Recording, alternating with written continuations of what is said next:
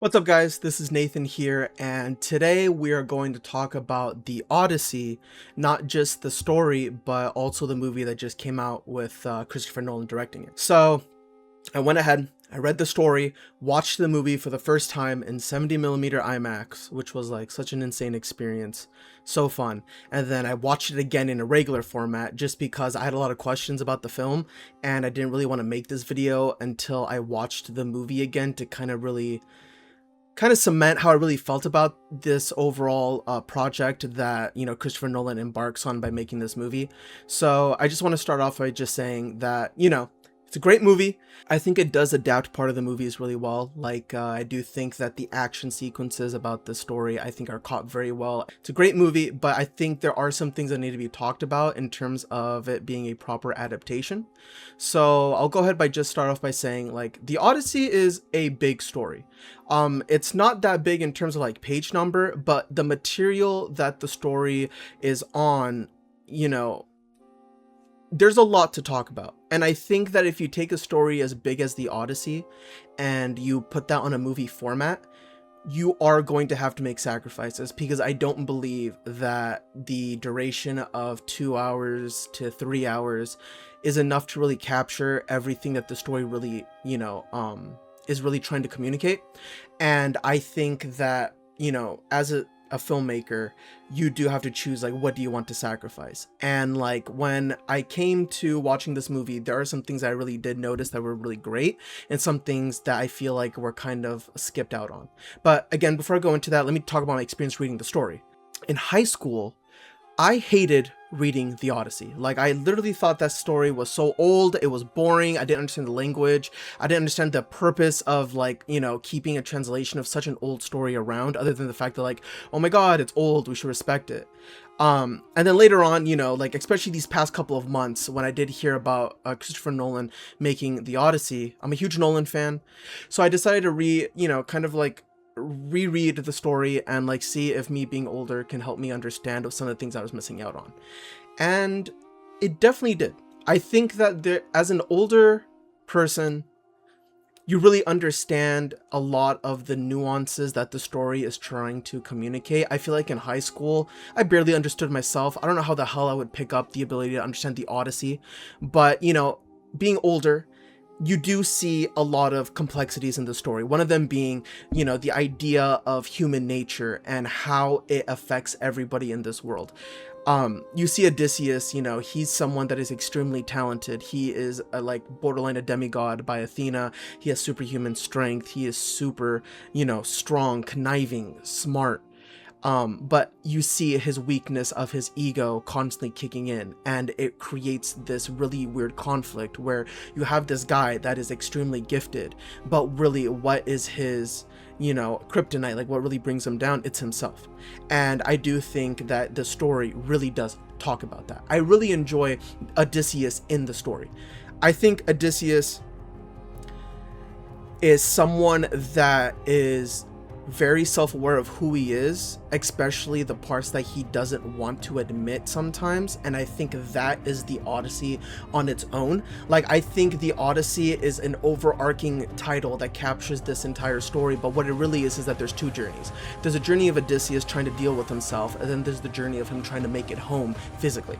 And I really enjoyed the first part. I enjoyed Odysseus struggling with his own ego when he went about this story. And examples of this are, for example, the siren scene where he decides to not get tied up because he's I bet I can deal with anything that the world gives me, including this very beautiful sound that I know is going to make me want to die for it, but it's if you tie me up to the mast, I'll be perfectly fine. You also see him very much kind of rejecting the gods, because this is a world set in a place where gods are going all over the place. You can see their magic literally taking place around you, and you see Odysseus constantly rebuke that, be no, I don't need any help from the gods, I don't understand how the gods operate, and I don't need to, because while I am mortal, I am my own person. I don't need anybody to tell me what to do. And you see this kind of help him in a positive light because he thinks outside of the box than other people do, right? I think it does kind of help showcase how unique he is and the things that he thinks about that lets him do things like get into the city of Troy, allow him to kind of mess with the Cyclops Polyphemus when he gets there, and also like, you know, doing all the other things that he goes about when he's talking to people in the story, like the Phoenicians, and he goes to these kings and queens and he's like trying to talk and he's trying to understand things and communicate it. But you know, you also see this negative light where like he's very egotistic, and you do see this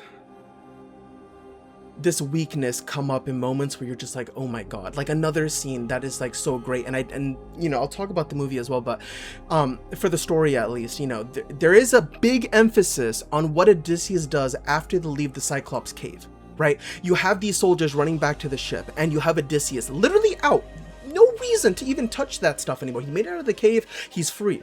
You do have Polyphemus curse him, being like, hey, Poseidon's gonna beat you up because you messed with me, and that's my dad, bro. And Odysseus is like, get him! Just lets that arrow fly into his face, and like you just see how immediately the crew's like, why would you do that?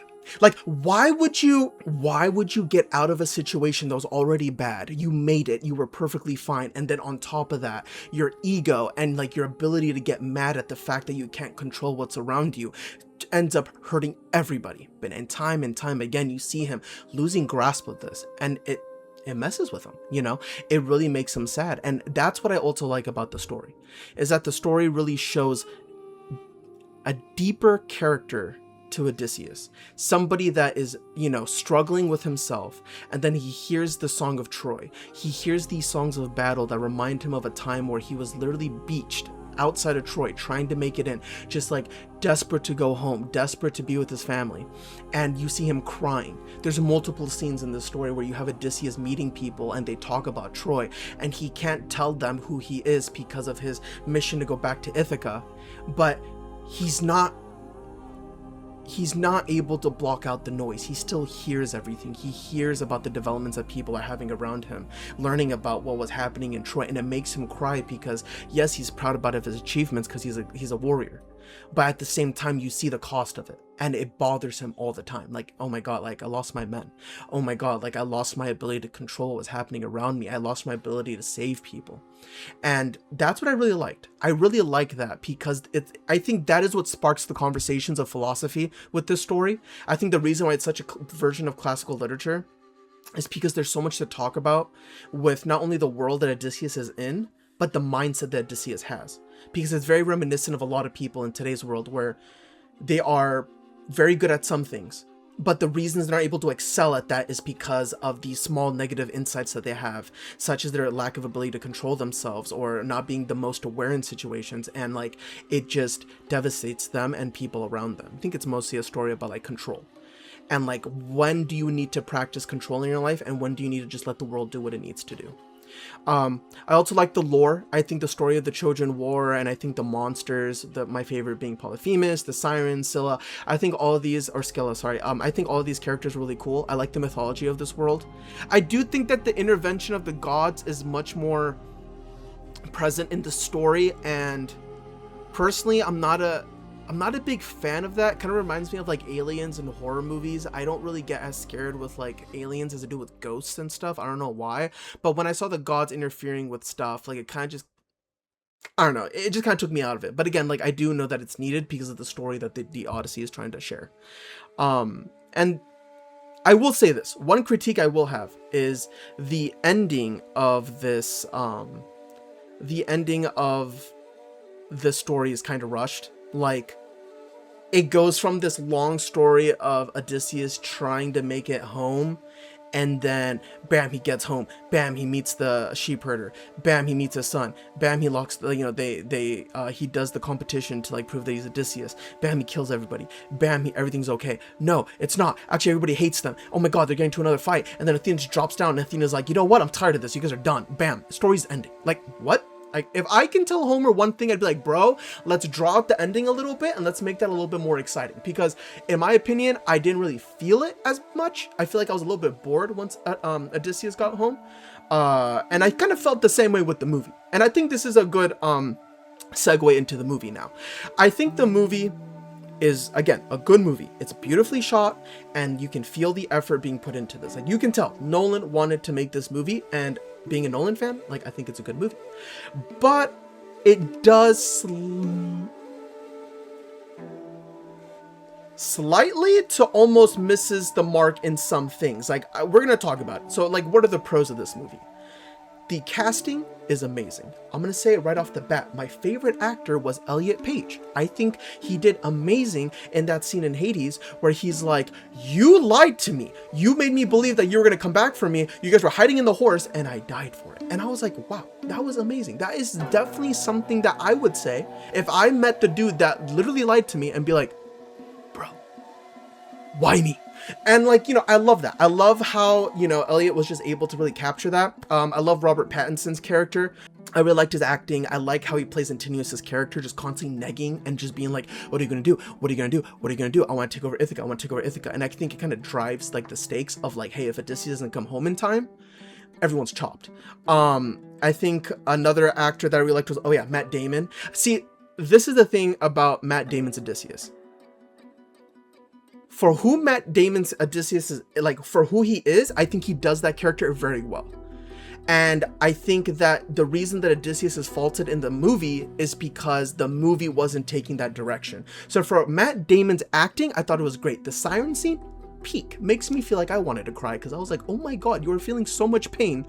Turn off the cameras, get a medic. I think it also captures the fantasy of the story very well. I think the mythology is really well captured. Like the Cyclops just looked so cyclopy. The sirens, you know, I didn't even see the sirens actually. I probably saw like a little bit of like a peak. Like, okay, like they're like mermaids with long hair and stuff, and they're in the fog. I wish there's a little bit more emphasis on that, but I get the idea of it. It was pretty cool. What else? I think Calypso was really cool. I think the fantasy and the mythology of it is really cool. And like, okay, so then we go into the con. What this movie's lacking are a couple of things, and it took me some time to kind of formulate it, but we're just gonna go down the list here. First thing I want to say is the pacing.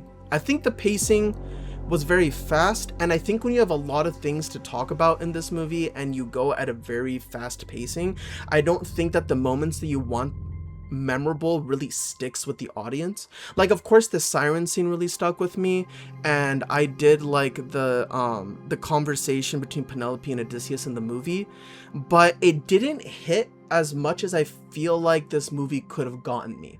And that's what I really feel bad about saying, because I love Nolan films. Like, I think Interstellar is one of my favorite movies of all time. I love The Prestige. I love Inception. I love Oppenheimer. I love all these movies. And every time I watch Nolan's movies, like, I literally sit back and I'm thinking, and I have like a conversation with myself. I'm like, oh my god, this movie is just really good.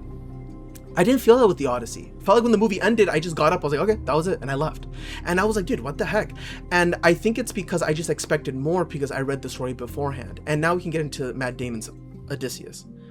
The movie is very much action-packed. Like, it's an action-focused movie. The priority is to tell the journey of Odysseus trying to make it home. But I think the sacrifice in telling that story is that you don't get a lot of context of what Odysseus is feeling as much as the story kind of gives that context. Like, I think the key example for me where I was kind of cut from the immersion was when, again, Elliot Page is telling it, Matt Damon's Odysseus, like, you know, he's like, you left me to die. And Matt Damon's like, you know, oh, well, I need you to believe it, to like really sell it. And you know, Elliot's like, yeah, but like, you still did that to me. That's horrible. You betrayed me. I didn't really feel the regret and the pain as much as I kind of wanted Odysseus to feel. I kind of feel like he moved on way too quick. Same thing when he shoots the arrow and like he hits Polyphemus and stuff. It's like you don't even feel the rage that Odysseus feels when he gets called out by like everybody around him about how he's a certain type of person. For him to shoot that arrow, or for him to do something like you know, tying himself to the mast because of the siren song, and for him to be like, yeah, I just want to be the only mortal to do it. The moments are in the movie, but it doesn't really drive the want to understand Odysseus more as a character. Like, I feel like it's kind of surface leveled. And again, I don't fault Matt Damon. Matt Damon did amazing with it. I think it's the direction of the movie that actually ended up doing this character dirty. I think the choice in making an action-oriented movie out of a classic, I think the downfall of that is that you take away the things that makes the story a classic. You know, you take out the philosophy of the human nature. I think Cersei I was actually very surprised. There is one moment where I really do believe that, like, it's bar for bar, story and movie, and it's the Cersei situation where Cersei's talking about how these men just walk into her house, take her stuff, and she turns them into pigs because that's who they really are. That's their human nature. I love how Cersei talks about that, because the story does have moments where you start understanding the female gaze and like how the female point of view affects how they see this world as well. Like, this world is run by men. And you can tell, like, you know, they're pillaging villages. Women are being hurt and they're being killed and they're being slaughtered for whatever reason. And the same thing's being done to like these demigods. And they're seeing these women as like monsters and stuff, like Cersei, Scylla, and like Calypso and stuff. But in the story, there's actually this scene where Calypso actually curses the gods and actually says out loud to Zeus. Calypso says that, like, you know, you're getting me in trouble, like, you're upset at me for keeping Odysseus because I wanted a partner. But if I was a man, or if I was a male demigod, you wouldn't have hesitated. And I think that speaks deeper than I don't know. I mean, I'm pretty sure it does. I think it just speaks to a lot of Greek mythology in general, but I think a lot of social norms. I think Greek mythology, like, I think anybody that looks into it past the surface level understands that it's very weird, to say the least, and I think it's very misogynist. Like, it's very like openly known that like these male gods are just having kids with whoever they want, and like they're forgetting their wives, and like they're cursing women, and like they're just seen as like tools of, like, you know, just breeding demigods and stuff. And I kind of like how Calypso kind of calls that out in the story, calls out the fact that, like, you know, there is a bias, and that because I'm acting the way that I want to, you're punishing me for it, but it's only because of who I am. It's not because of what I'm doing. And I really liked how, like, kind of Cersei is on that same mark, where it's like, you only see me as a villain because you're not understanding where I'm coming from. You're not judging my actions. You're just judging me you're just judging me. And like, Cersei does a great job in this movie telling Odysseus that, like, your men came with armor. They were hungry. They had swords. Like, you really think that, like, if I said no to them, they would listen and they would leave? No, they would kill me, they would hurt me, and they would take me away from my own home. I was doing whatever I felt like was necessary to protect myself. And even in that moment, Odysseus was like, yeah, but they just want to go home. I get that they want to go home, but isn't that like a surface level line? Like, like, the movie's called The Odyssey, right? Like, of course they're gonna go home. Like, I feel like there was an opportunity for Odysseus to kind of come out of that understanding more of the human nature aspect I think the story's talking about. You cannot change people from who they are. That is the hypothesis, right? And like, Odysseus, of course, is the living example of that being true, because he can't change himself until the very end, where he realizes, like, a lot of things, like, he is the people that are coming from the sea to, like, hurt people. I like that moment. But in that conversation, for Odysseus to just say, please let them go home, I feel like it just cheapens and it dilutes that very important conversation that I think could have made that movie so good. You know, Cersei was amazing. Matt Damon's character, amazing. And then it's like, it just ended with you almost choking out her sister that's a bird and being like, yo, like, I gotta go home ASAP. It's like, you just rush it. You rush the chance of really bringing up a conversation of dialogue, which is like, yeah, this world is run by misogynist men, and like, they treat women like crap, and like, there needs to be a conversation about that. Understanding where other people are coming from. That weakness doesn't mean that they're not worth living. Weakness means that there needs to be another conversation about how you need to make it more equal. You know, weakness means that there just needs to be more strength put into it. We need to allow this moment of like equality. We're having platforms for people to talk about what they want to do and making them feel safe in their own homes. And you know, what you're seeing with these gladiators coming in and like, you know, just like these gladiators just like taught, like doing what they want, pillaging villages, coming back from Troy, sacking it, and like doing whatever they want until they get home. It's like, bro, they're not heroes. They're not heroes. They're not coming in being like, oh my god, you know, I'm like a hero. Like, let me help you with this. You guys need help with your village. Let me drop off some treasure. No, they are taking everything they want because they need to survive until they get back to Ithaca. And of course, there's going to be somebody that goes, wait a minute. That's mine. Why are you taking that? You know, and why are we villainizing that? It's fair. It's a fair argument. That was like a huge rant, but that just really shows that like there are some beautiful scenes in this movie that I just feel like if they were developed a little bit more, it would have been a great representation of what the story talks about.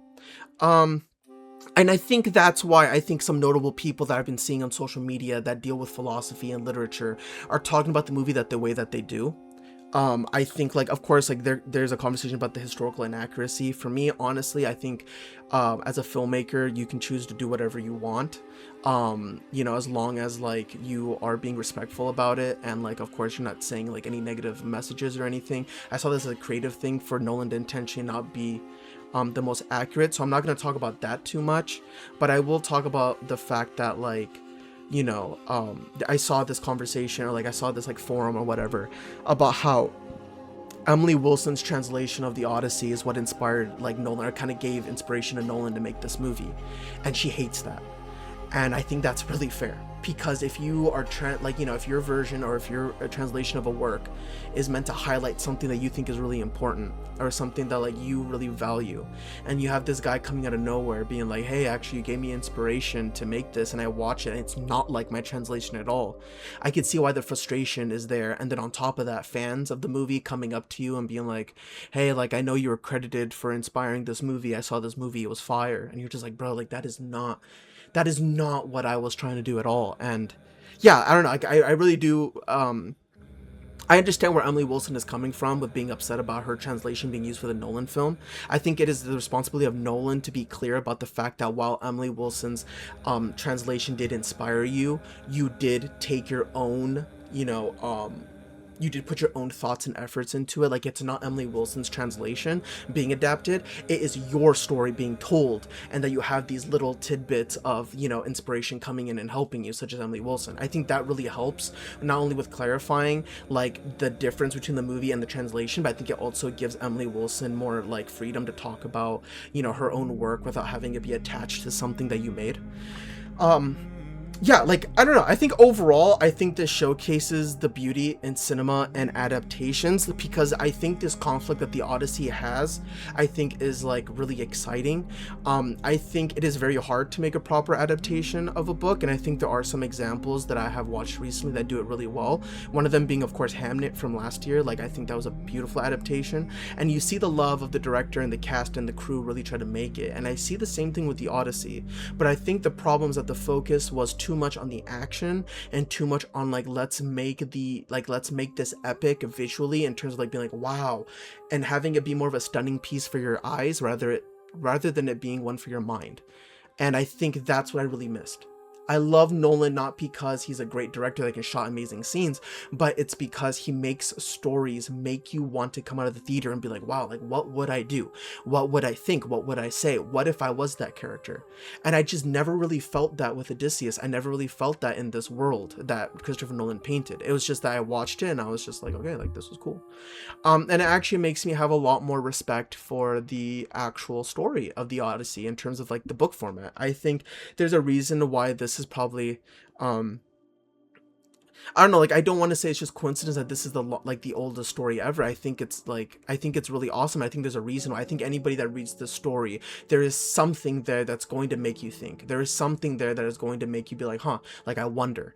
And I love stories that do that. And I gotta give praise to, I was gonna say I want to give praise to Homer, but like, you know, I give praise to anybody that, like, you know, takes the time in translating this old story into making it more of a modern rendition, like Emily Wilson, to like make these you know, stories just feel more relatable and consistent with the times as like we're evolving as a society. I think that's really cool that we're able to just look at translations and be like, wow, like, you guys were still dealing with that stuff but way back then and stuff, and I think that's awesome. I also want to talk about the ending of the movie. You know, I will say that the story and the book have this in common, but they're both ending way too fast, and like I don't think there was a moment for us to be like, wait, what the heck is happening? Like the story, the way that the story is just like bang bang bang boom ends. The movie was the same way at the end, which is really disappointing. First off, bro, I am not gonna believe that Telemachus is going to be the king of Ithaca. Homie couldn't even defend himself against, like, I don't know, anybody that was there. I feel like even the old dog Argus was even about to kick his butt, and you're just like, what the heck? Like, you are so weak. And like, I know he's good at the bow when he's hanging out with that John Bernthal character, or Menelaus, being like, yo, you know. And like, I know he kind of messed up Mentor that one time, and like, he did fight that one dude that was at the storage room. But like, those 3 battles for me don't mean that like, oh my god, Telemachus is ready to be like the king of Ithaca. I think that was just kind of like a really weird ending, and I don't think that would have happened. And another thing is like I just feel like it was a little bit shallow how like Odysseus self-exiles himself and just takes over Penelope. Like, I don't think him coming home was him wanting to just like meet with his wife and run away with her together and stuff and leave his son back at home. I think it was the fact that like he wanted to come home and like actually just feel safe. He wanted to feel safe, and I don't think he would feel safe going back on a journey to Hades to like take care, or the islands west to like take care of his dead men. I think in the book it's a little bit more relatable with how Odysseus is just like, oh, all the suitors in the house dead. Just kills everybody. You're like, what the heck is going on? Somebody please help me. And like everybody's just dying. And then after the parents of the suitors come and they're just like, you killed my kid, and like you just wiped off like 1/4 of the population of Ithaca. What the heck is your problem? And Odysseus is like, bro, they're trying to sleep with my wife, and they're just about to fight, and then Athena's like, stop. And I'm just like, oh my god, like why are you stopping it? Like, why can't there just be like a proper conversation? Why can't Odysseus pop off? I don't know, I just felt like it was a little bit cheap. And like I felt the same way at the ending of the movie where Odysseus is like, I'm not dead, I'm just trying to party. And like they're on the ship and they're just taking off. Like, I don't know, I just didn't really like the ending of both. But if I had to choose one, I would definitely go with the story. The movie ending, I'm just like, bro, Tom Holland, you need to go save civilians in New York City, Spider-Man. All right, you don't have time for this. Telemachus is just not it for when it comes to being king of Ithaca. But yeah, I know this is a longer video than usual, but I just feel like I had so much to talk about. I had so much to talk about with this movie, and you know, I really feel like I think we went through all of it. Thank you guys for watching this. Like, again, like I don't want to take you guys away from either reading it or watching it. Please do, like, if you can't do both, do one or the other. If you can read it, definitely check it out. I think the translation is really important. I got a random translation online. I don't even know who translated that one, and I don't think it was Emily Wilson. I don't think it was Emily Wilson, because the writing, there were some moments where I was like, what did you say? So I would say, like, you know, if you can't read Emily Wilson's version, or like at least a modern translation, definitely go for it. Watch the movie. I think it's beautifully shot. Yeah, I just want to say that. Thank you guys so much for watching. If you guys really like videos like this, please like, subscribe, share this around with all your friends. Be like, hey, you know, Nathan talked about the Odyssey. What? You know, just yeah, just thank you guys for supporting us on BookBase and stuff, and I'll catch you for the next video. Peace.